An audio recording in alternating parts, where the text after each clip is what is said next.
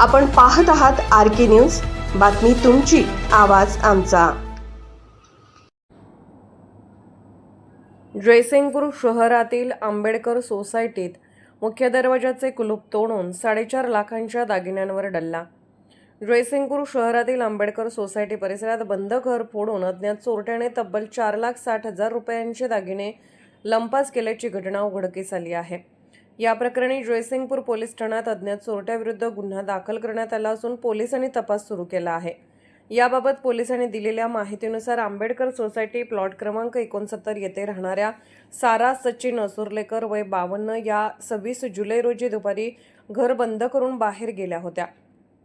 दरम्यान 27 जुलै रोजी मध्यरात्रीपर्यंतच्या कालावधीत अज्ञात चोरट्याने मुख्य दरवाजाचे कुलूप व कडी उचकून घरात प्रवेश केला।